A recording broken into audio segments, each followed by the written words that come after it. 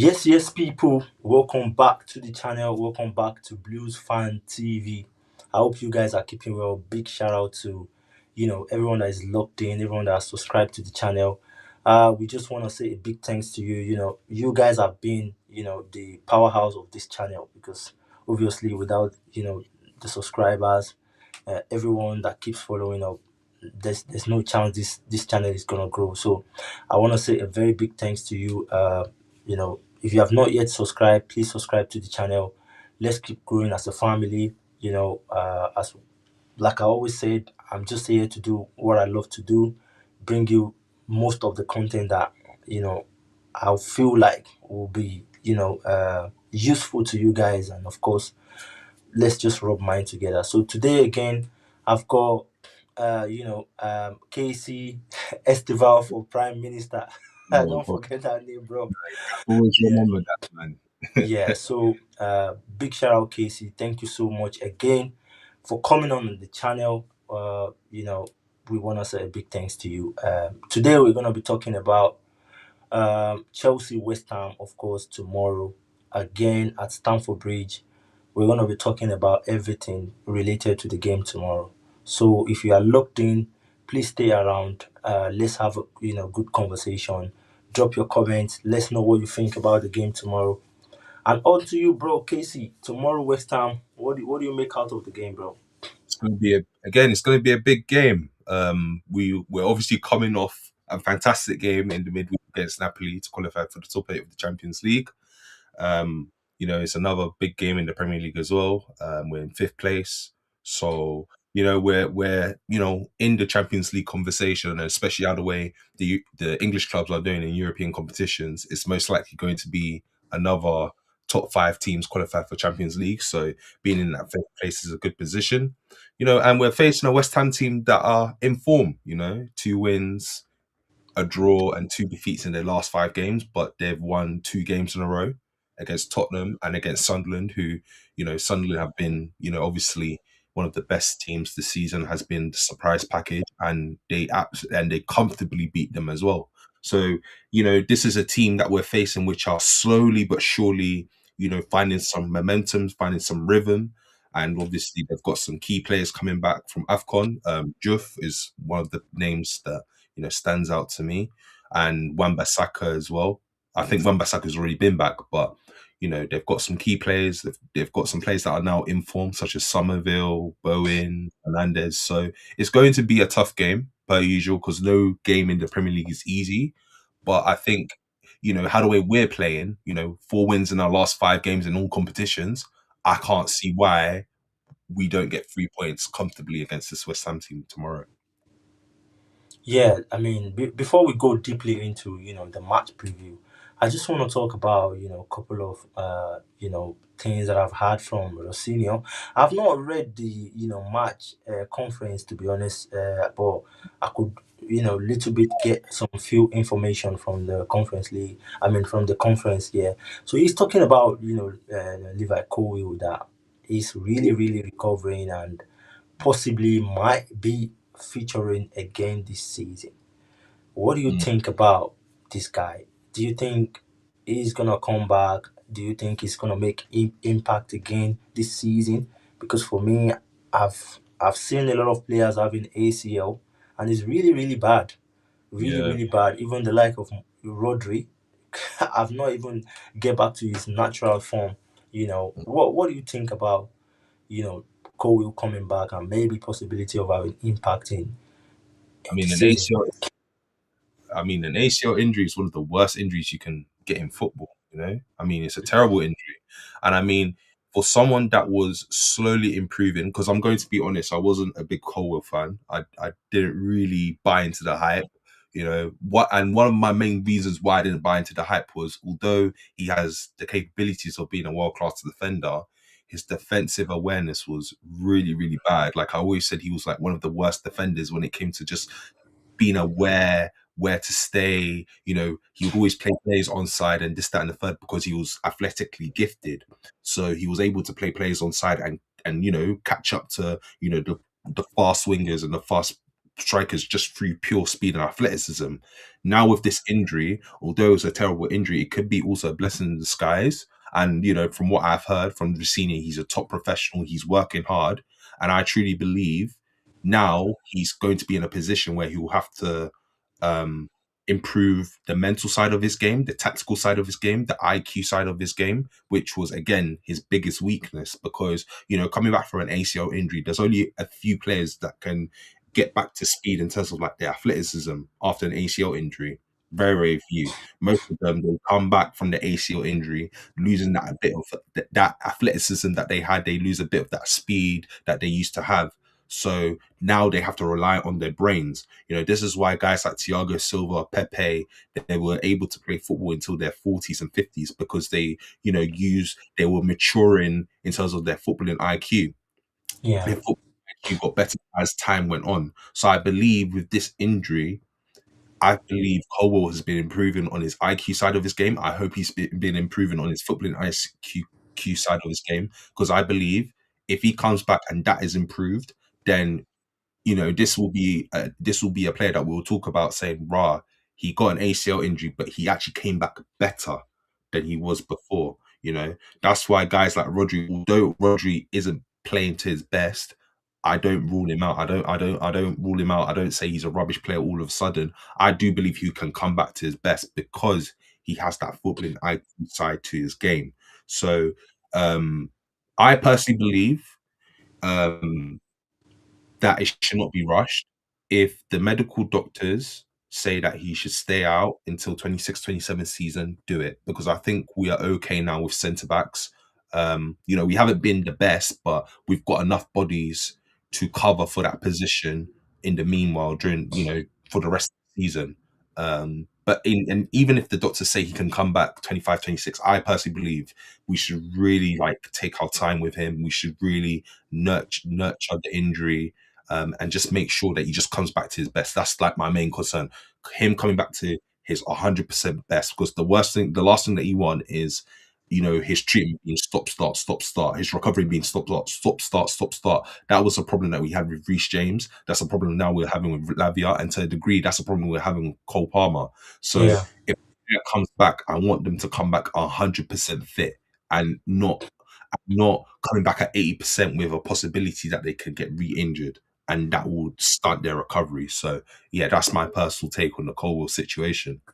yeah. I do agree with you. When I saw the news, I was like, I don't like situation where we start talking about Colwill, people start, getting anxious, people start thinking, let's get him back into the lineup, because I think that's what we did at a point with Reece James, like you said, and as well as Fofana. Mm, People were too, mm, yeah, anxious, yeah, they were too emotional that anytime we played a game and we had, defensive errors and all this thing, we start thinking about Fofana, we start saying, oh, let's get him back, let's do this. And at the end of the day, I could vividly remember, was it last season when we tried to rush him back. He played a and couple of got injured. games and he went straight back injured, and we were regretting that. Why did we, trying to rush him, back into the Mm, team? For me, I just feel like, you know, the core will, the medical staff might be pushing out to see maybe you can get like a month, 2 months before the end of the season, and probably, my Thomas Tuchel might be thinking about, getting him into the squad, which I don't really see as something that is obvious, to be honest, because the way Thomas Tuchel is sort of doing things in the England team, I think you are only going to the World Cup if you deserve it. So it's based yeah, on merit, based on form, yeah, based on merit, based on a lot of characteristic which I don't really see in Kobe at the moment. So I don't want us to rush him back. If he's not ready for this season, let him get better. He's still very young. He's still very, very young. There's still a long way that's to what I go. So if he's do. not Exactly. ready for yeah, if he's not ready for this season, let's get him together. He might be one of those guys where he's gonna start preseason, We're gonna have him Mm, back in preseason, then yeah, like you said, the mentality and the strength and all this thing is very much, especially being a defender, you get bullied by strikers, a lot of things. So yeah, I do really agree with you, and yeah, I think that opinion to me, I feel is the best for Kobe at the moment. So yeah, going forward, let's look into some couple of games that we've played with West Ham in the last 5 games. So I think we've been scoring more goals against West Ham, recently. The Mm. last game in away 5-1. Joao Pedro, a lot of guys are on the score And so, line. Caicedo, Yeah, Casado, yeah, the score sheet, yeah. Even though we were 1-0 down in the yeah. game, I was there at the game in West Ham. Though I was sitting at the home fans, which Oh, I wow. So you can celebrate. I really really regret it, bro. And I said to Yeah, myself after that game, I would never ever buy a home ticket when I'm going to a away game, man, that's the bro. worst thing you can do, Bro, especially during that time. I'm It was telling really you, bad. The atmosphere, I can remember it was really toxic because the obviously Graham Potter was still there. They were doing horribly. The fans were bro, in. The fans, these I guys, was seeing the game on TV. And I yeah. think after the second half, like half the stadium was empty. It's You know, empty, bro. And it I was was I really was bad. I was Yeah. directly split on. My house almost get kicked because those guys that I'm sitting with discovered I'm Chelsea fan. Oh my Even goodness. as much as I tried to make sure that no one gets to know that I'm a Chelsea fan. So I don't really enjoy the game. I can't celebrate when we scored. When they Yeah. scored, of course, I can never ever celebrate because I'm a bloody Chelsea, So a lot of things happened that day, and I said to myself that never again. I will never ever sit on the home fans whenever we are playing away game. If I can't make it to the away end, then that's it. I forget about the game. I watch the game and I'll do my interview and whatever.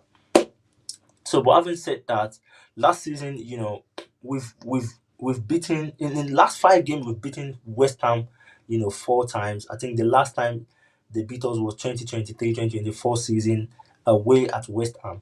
So and then after then we've won 5-0, 2-1, 5-1, which is a very very good scoreline. What do you think about this last 5 games? Do you think it's gonna have effect on the game tomorrow? Because obviously we all know football is all about sometimes history always repeats itself. No matter what sort of situation the both clubs are, the history always repeats itself. I mean, I can understand your point, but at the same time, every game is a new game. We can't go into that game thinking, yeah, because we beat them 5-1 last season, at the start of the season, we're going to beat them the same amount of, by the same goal difference tomorrow. Because this West Ham team have massively improved under Nuno. Like, they're way more defensively sound. Mhm. They actually have an identity when they're going forward. And we know with Nuno, when it comes to his football teams, it's simple: low block, stay defensively compact, attack on the fast break. That's something that we really struggled against his Nottingham Forest team last season. Like they really gave us problems. When they came, they really gave us problems because they were very, very defensively. And even to be fair, in the first half of the last game of the season when we faced them, they gave us problems as well. Even to be fair, the whole game last season, we were just very, very lucky to have gotten that goal from Colwill, ironically, which got us Champions League football. So Yeah, like I always say, it doesn't matter about past history. I understand people say that plays a role, which I get, but I really, it doesn't matter because we have to look at every game like as if we've never played this team before. Because last year Fulham, we lost to Fulham at home, and I think that was our first defeat in like I think it was like 40 odd years. I can't remember, something crazy like that. We never lost to Fulham in like over 40 years at home, and they beat us last season. So that's why I'm saying it really doesn't matter. It really doesn't matter about the past results. That's why I personally don't really buy into that.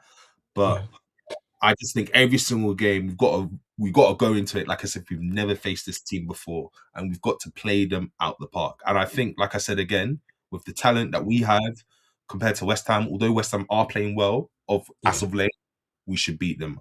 Why not? I can't see why we don't beat them. Right. I mean, I do agree with you. Especially the Premier League. Like you said, Tough, man. history are just a blink of eye away from breaking up because, like you Mm. said, Fulham. Imagine Fulham in past years and of course. And I could remember, I think since the Blue Coat has taken over, a lot of Chelsea record has been broken down. I mean, terribly broken down. I Yeah, mean, bad uh, reason. Exactly, man. Exactly. yeah. So, and for us, back in those days, we used to go like 10, 8 games unbeaten. Last week I was reading some quite interesting record about Chelsea, but all of them seems to like sink into the river, to be honest, because, Mm. 15 goals in a season, the 14, 15 straight win and all these big, big records. Where are they? Where are they going? I mean, it's terrible, man. It's terrible, to be honest. We're not doing bad, but sometimes when you look at where this football club is coming from, and it's difficult for you to find, Yeah. those days where, yeah. So I do agree with you that we need to treat this game as a new game. It doesn't really matter as if we had last four good games with West Ham, but let's dip into West Ham themselves. West Ham, they've been really, really bad this season. But suddenly, in a couple of games, these guys are hunting. I mean, they are hunting. I watched the highlight of Spurs game. I'm like, what's going on? They Yeah. crunch on Spurs and they stood their ground. Same thing as Sunderland. In my own opinion, Sunderland is the most dangerous, I mean, Premier League team this season. The most surprising Premier League this season because I remember at the start of season, if they had asked me where will Sunderland finish in this season, I'd probably say 19 straight away. Mm. Yeah. 19. I could still have, Yeah. yeah, a little bit feelings for Leeds because I know they are big city. They want to be in the Premier League, but I don't see Sunderland in any shade of being, this sort of big form. And for West Ham to have crunch on them, it looks like something has started cooking again in that West Ham team. And a game like Chelsea, I think they want to take advantage of that game because if they are able to be in their form and they are able to get a point or something, God forbid, beat Yeah. Chelsea at Stamford Bridge, Yeah. I don't know. Because for a team to win, Spurs and Sunderland, what can't you expect from them? Oh, I know, and that's the thing. That's the thing as well, as you said. Sunderland has been one of the surprise packages this season. And one thing about Sunderland is that they're very defensively sound. Like they're very defensive. They're a very defensively committed team. Like they're structured. They know what they're doing. They know how to defend. No nonsense. And West Ham played them like as if they were playing a League Two team. They played them off the park. They were fantastic that game. I Mhm. watched the extended highlights. They were fantastic. That was their best performance that season. And this is the same West Ham team that lost 3-0 to Wolves. You know, like as you said, after the defeat that they had to Wolves, I thought they were gone. I thought they're going down. Now, as you said, they have been playing so well that it's like actually you can't actually write them off. They actually have a chance of staying up. And like I said again, some players have really turned it around. Like for example, Somerville has looked dangerous in his last couple of games. I believe he got a goal. He got 2 goals. He's got 2 goals in 2 games. A goal against West Ham, a goal against Tottenham, and a goal against Sunderland. Jared Bowen, he's always Mr. Reliable for West Ham, even during their Yeah, bad spell. He was always like one of those few players that always turn up for them. Mateus Fernandez, they spent 40 million on him. He's been fantastic this season. Jove has been one of their better players this season as well. Someone that I've always said if West Ham were to go down, apart from Bowen and Somerville, he's definitely getting picked up by a Premier League club. mm, Wan Bissaka, always defensively sound, always defensively reliable. And credit where credit is due. Nuno is slowly but surely implementing his style of football. And his style of football for the squad that they have works. The reason why Potter didn't work is because Potter was trying to play that possession-based football, and you can tell with these type of players, you can't really play possession-based football. yeah, You've got Thomas Soucek, no offense, playing for you, and Tobido and Kilman. It's really, really hard to play possession-based football. Those type of players. So Nuno has realized like, yo, this squad can play my football. Let me get them playing my football. Defensive, defensively smart, defensively compact. We tack on the fast break, and we can see now, slowly but surely, results are coming for them. Slowly but surely, they're starting getting points on the board, and they're getting out of the relegation battle. And that's why I said it's going to be a tough game because They now, I believe, they're like 5 points away from safety. If they win and Forest lose, that's 2 points. You know, so they're gonna want to make sure they can get as many points on the board as possible to keep them in the chance of staying up. But like I said again, we've been playing fantastic recently. Racina, one thing about him is he is tactically versatile. He's a very, very smart man. He realizes if something doesn't work, let me change it up. Let me not ride out the wave like Maresca would do. Maresca, he would have his system. We could be down 4-0, 5-0. He won't change anything. With Liam Rosenior, he's like, okay, the tactics ain't working. Let me change it up. He will take off the right players, bring in the right players, switch up the tactics. He'll do what he needs to do to make sure he gets the win. Like Liam Rosenior is actually a proactive manager. So, with the way Rosenior has been performing this season and how the way the team is on form right now, I can't see why we don't beat West Ham. But it is going to be a tough game. Yeah.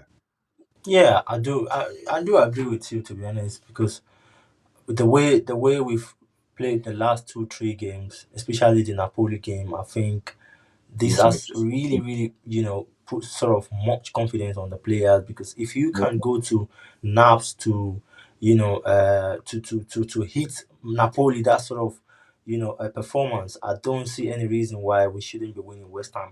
And again, Paqueta, I think is on his way to Flamingos. Is it Flamingos or yeah, Yeah, Flamingos as well? Which you already. know, So, yeah. which is one of those guys that you got to give the credit, because obviously that goal in the first leg was so classical, bro. The goal he scored against us was so classical, and he's one of those guys that have always turned up in big games for West Ham. And But if you were to ask West Ham fans this season, they hated the guy because he did. Because in the past, as you said, he would turn up for them, but this season it looks like his head wasn't in it. It looked like, if anything, he was the cancer to the team.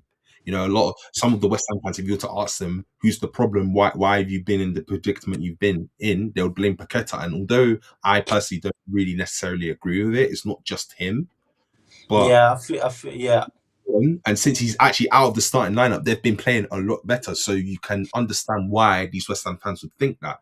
But as you said, again, Paqueta, he's a quality player, but I think for relegation scrap, for relegation battle, he's not a type of player that you can really rely on. So I yeah. think, Yeah, good luck. I feel like he's just totally tired of the Premier League atmosphere. After all this scenario that happens to him, the ban, the whatever happened to him. I think, if personally feel like this atmosphere is not the best for me to continue my career, which I do really understand. And of course, the move to City that broke down 2 seasons ago, I think is one of those Yeah, yeah, mental thing that has been there for him. So good for us is not there. Another game, open game for us. I think.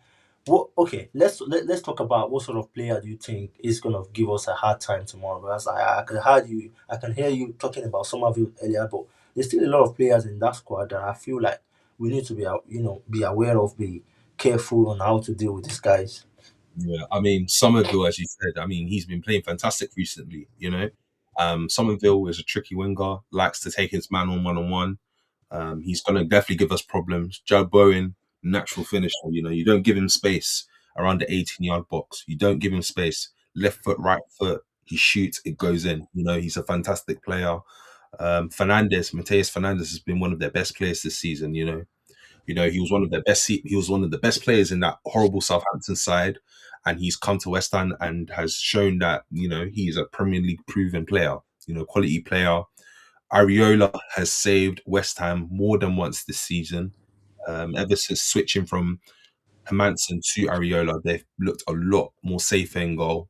Um, Malik Diouf, Malik Diouf has been one of the best signings this season, and it's not an over exaggeration. He's, going forward, he's been fantastic. Defensively, he's still a bit shaky, but I believe he's still only 21, 20. So, a player like him, he's going to only get better over time. And when it comes to the defensive side of the ball, that requires experience. That requires someone that has had to play the game for quite a long time for them to get better on the defensive side of the ball. Going forward is more like a natural thing, and he's already got that. So I think with as time goes on, he will become a better all-rounded fullback. Wan-Bissaka, That guy's HMP Wan-Bissaka, he locks down anyone and everyone that he can find. Yeah, If whoever he's man marking, it's going to be a long day for them, to yeah. break it down.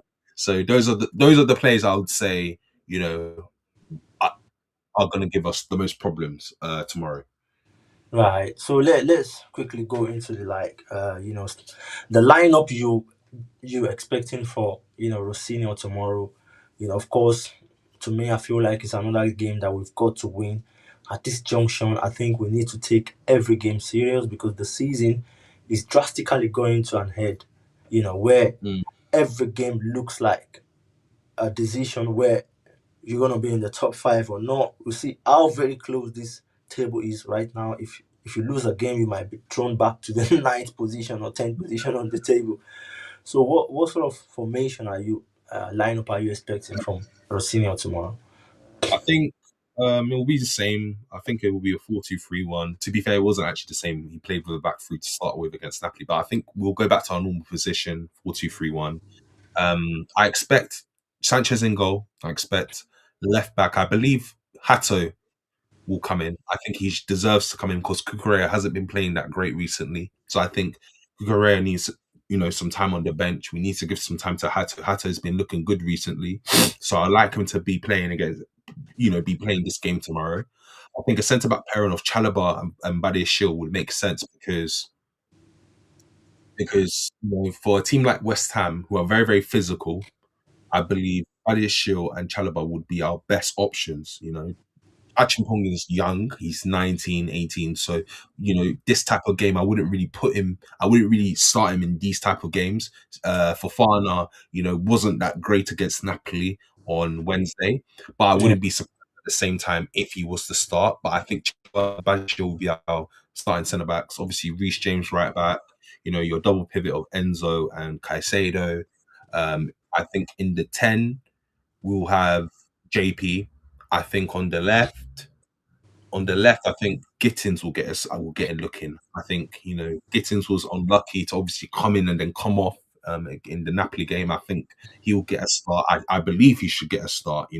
Against a West Ham team like this, I think he will do really really well, especially when he's paired up against Juve. I think he will really do well in that one-on-one battle, and I think he'll win that one-on-one battle. Um, on the right, I mean, I would say Esteval, but I think he might be warming the bench for this one. I think he might take the bench for this one just because, you'd obviously want some rotation and then, with Ekmali and the sporting directors, insisting that Garnacho needs to be playing. So I think Garnacho will be playing on the right. And I think up top, Liam Delap. I think Liam Delap hasn't had a run of games. I don't think he started Napoli. I don't think he started our last game against Crystal Palace. So I think he'll get a start tomorrow, and he should get a start tomorrow. I think he's someone that's lacking confidence per usual. I mean, we're always saying this, which is a bit annoying, but I think if there was ever a time for him to score a goal, I think this is the game that he needs to get a goal. So I think I'll start the lap up top. So yeah, so from this lineup, I think Palmer is missing, if I'm not mistaken. yeah, Palmer. I think you see this is what we were talking about earlier with Colwell. I personally believe Palmer should rest. Personally believe we don't need Cole Palmer to beat West Ham. No offense to West Ham. I know they've been playing great, but this is my problem. The fact that we need to put on Cole Palmer in a game like this to beat West Ham is not good enough. We should have enough talent where Cole Palmer can rest that injury. I mean, it didn't look like it bothered him against Napoli, but again, we don't know what's happening behind the scenes. I think a game like this, Cole Palmer should rest. But I think to be fair, at the same time, Cole Palmer could start, and I think if he was to start, I think Gittins will go to the bench, and I think Gittins and Net and Delap will go to the bench. I think João Pedro will come as a striker. Um, Palmer as the 10. On the right, you have Garnacho, and I think on the left, we'll probably end up using Neto, or probably even Gittins. Actually, let's keep Gittins. So I think Liam Delap goes to the bench. João Pedro comes up top, and then Palmer's the 10. But me personally, the first lineup I gave you is how the way I would line up. Palmer needs to, let's rest Palmer. Let's only use him for the big game. We really need him. And a game like West Ham, we don't need Cole Palmer. The lineup that I gave, the first one, should be more than capable of going out there and getting 3 points. Yeah, honestly, I just want to say, like, in my own opinion, I do disagree because you know it's a Premier League game. It's a must-win game. I Yeah, know, yeah, I know, I do agree with the fact that Palmer needs some time. He needs to rest, but we need to realize that these players, they need to be on the pitch all the time before you can get the best out of them. They need some rest when they're coming back from injury. At the same time, you need to be careful in terms of, trying to minimize their game time. Palmer has been in Chelsea for 3 seasons, if I'm right. And before this crucial injury, he's been playing week in, week out, week in, week out. We've never one day said we want Palmer on the bench. You know, now that he's coming back from injury, I don't want us to mix match it and really forget about where this guy is coming from. My own, struggle and also for Palmer is I want him in the World Cup. I don't think that World Cup will be so interesting for Chelsea fan without Estival and Palmer. These two guys are very crucial going into the World Cup for Chelsea fan base because they are those guys that you need to watch out for. I'm not trying to look down on other players. Of course, we've got Casado, which is very crucial for his yeah, country as well. JP, very crucial. Cucurella, everyone in that squad is very crucial. But Palmer is a talking point because at the moment he's got massive competition in that England squad. So he definitely needs to prove himself a little bit to gain TT, confidence of, at least adding him to the squad. So in my own opinion, I feel like if he's okay, if he hadn't had any knock against Napoli, I'm happy to start him. That sort of game can improve Palmer, can get Palmer assists and goals, which we all are hoping for just to get him into that World Cup squad. You know what I mean? And for him as well, I think is the best for him. That 45 minutes against Napoli changed the story. yeah. If he hadn't come in that 45 minute, bro, I don't know what's You, gonna happen yeah, yeah, because yeah. No, I those agree. those true passes, I don't see anyone giving that pass in that squad. Maybe Estival can, but nah. I'm sure if it's Estival, he try to, we know his abilities, try to run with the ball and try to do one or two things. But Palmer knows he knows how to get into Yeah, that yeah. final touch for the striker. So for me, I feel like if he's okay, if he's not, you know, I don't know, but I feel like it's just high time to start integrating him back into that, lineup and let him just get his rhythm back. And let's watch Palmer in the summer in the World Cup. Which I agree with you, and I understand your point, and I understand why a lot of people say start Cole Palmer. But for me, especially with this World Cup, and I was speaking to someone earlier about this. If he's not 100% fit, it is better that Cole Palmer misses this World Cup, recovers properly. Yeah, no, hear me out. Recovers properly, and is 100% ready for the 26-27 season. That for Ah, him to be playing with this niggling injury, he's not 100% there. He goes to the World Cup, he comes back, and all of a sudden he's out for months and weeks because he's so talented. Let's get this absolutely right. He's so talented. He's got another 10, 15 years ahead of him. He's got at least another 3, 4 World Cups ahead of him where he will be selected and be the main man. If he's not, if he is trying to, if he's playing through this injury and he goes to the World Cup and injures himself or gets worse, God forbid, and comes back and he's having to sit out 26-27 season, it could be a case of that injury could carry him throughout his entire career, and maybe he won't be able to reach the heights he was supposed to reach because he was playing on an injury that he should have rested. Samuel Umtiti is the perfect example. When he was he was arguably the world's best centre back. One of the world's best centre backs. He went to the 2018 World Cup in France with an injury which he should have gone surgery on, but he insisted that he wants to play on that injury. Yes, France won the World Cup, but look what happened to him. He had to retire at 32, never really hit the heights that he was supposed to hit. He's supposed to be right now as we speak, still in the same breath as Van Dijk. Being one of the best centre backs in the world. So that's why for me, when it comes to injuries and when it comes to the type of player that's receiving an injury, is very, very important for me personally that player recovers properly. Reece James, unfortunately, Reece James was very, very close to being another example of a wonder kid that never really hit his full heights because of injuries, you know? Because when he was at, especially at Pochettino's time and Tuchel's time, he was getting ran to the ground. He wasn't given time to properly recover. He wasn't given time to properly rest, and because of that, his career almost got destroyed. But ever since, Blue Call came in, and that's one thing I'll give to them, the medical staff has been very, very strict on how much load we put on Reece James. Reece James now is playing 30 plus games a season, getting back to his best, and is someone that's going to be in that 26 World Cup. So that's why, for me personally, that's why I said if Palmer is still feeling that injury, still feeling that niggle, he needs to sit out. I know it will be tough missing that World Cup, but you're very talented. There will be 3, 4 more World Cups that will be there for you, which you will be selected. And by then, you'll be considered as the main man. Don't risk, don't risk your career for one World Cup. Don't do it. That's what I'll tell him as a friend, if I was his friend. Don't risk your career for one World Cup. You're very, very talented enough where you will have many more World Cups ahead of you, many more Euros ahead of you, and you'll have many more years ahead of you where you will be known as the guy.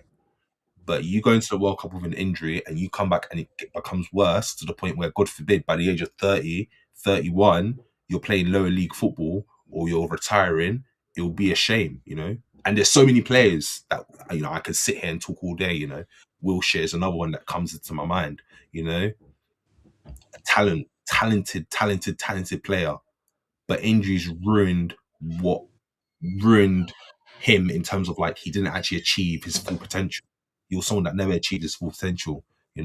So yeah, that's my personal opinion on that. So yeah, Yeah, I do agree with you, and let's see how far we can go. I still believe that Palmer is naturally not an injury-prone player. I think he's an injury-free player. I think this is part of the journey of life, which definitely will come true for every player. I've never seen any player playing all of his career, without. I think Casado is one of those players to watch out for as well. He has not been injured since that's he get. yeah, I hope and I pray it's not gonna be one day where we're yeah, gonna no, no. practically have to, because the way the workload is too much, man. The workload is And too much. that's my concern. Yeah, The that's workload is literally my too much. concern. Caicedo, as you said, that's my concern with him as well. There's a reason why we brought Lavia and Isugo in to release the workload of Caicedo. But these guys are getting injured as well. As you said, I fear the day, God forbid it ever happens, but I fear the day he gets injured. Because, as you said, we are literally running him to the ground. And above all things, that's my biggest concern when it comes to football players. Workload, how much games they play. People saying, oh, yeah, but they earn 200 plus K a week. But you have to understand a Premier League game of high intensity where you're running around for 90 minutes, especially in his position where he's having to run up and down, up and down, up and down, do defensive Screen. work, come and help with the attack. And he's doing that on average, 2 to 3 times a week. And he's Hmm. doing that at least 6, 7 months before he actually gets a proper rest. It's difficult and it does take a toll on your body. So we can't, so we have to, this is why it's important for me personally, we manage these players and we manage these minutes because the thing that will upset me the most more than anything is players that don't reach their full potential because of injuries, because we didn't manage them properly. So that's another, as you said, Caicedo is not. I even forgot about Caicedo. So yeah. That's why I'm very very cautious with Palmer. And like I said again, no offense to West Ham, but we should be beating West Ham without Cole Palmer. It Yeah. shouldn't be an issue where we're like, oh my days, we need no. We should be beating West Ham without Cole Palmer. Now, if it was an Arsenal, a Man City, or a Liverpool, cool. Palmer's ready, play Palmer. But a game like West Ham, give the guys like Gittins a chance. Gittins needs to step up. Give guys like Delap a chance. Delap needs to step up. Garnacho needs to step up. These guys need to step up.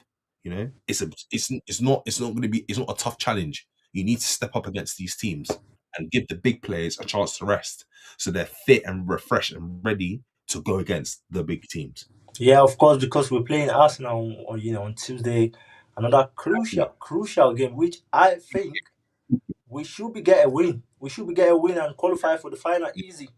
It's three Yeah, two yeah, yeah, in the yeah. first leg. We can win two Happened. two nil at Emirates. We can win 3-1 at Emirates. which we can qualify as well. If we have the big boys, if we gave in performance which we did against Napoli, I think Arsenal is gonna struggle as well to get past us. Let's wrap it up, Casey. Score Yes, man. prediction for tomorrow against West But Ham. yeah.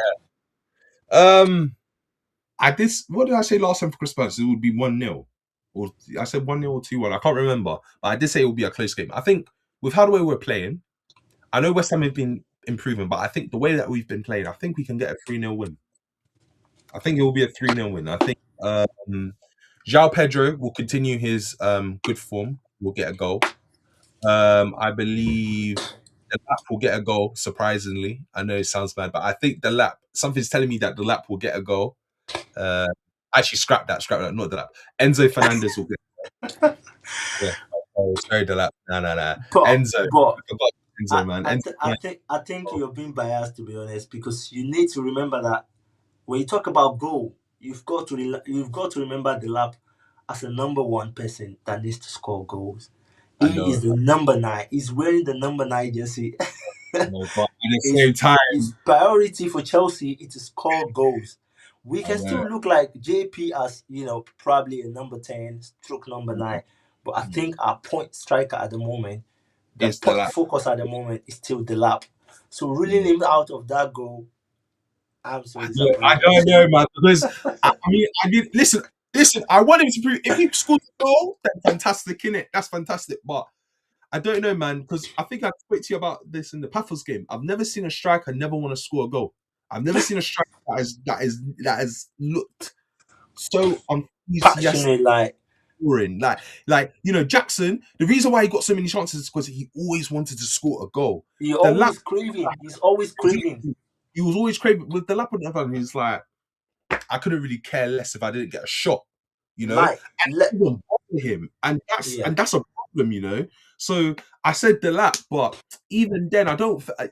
The only When way the you lap, when you look at the goals that Gui has scored for Chelsea so far, especially in the Conference League, they yeah, were the hard-earned goals. exactly scratch Hard-earned goals.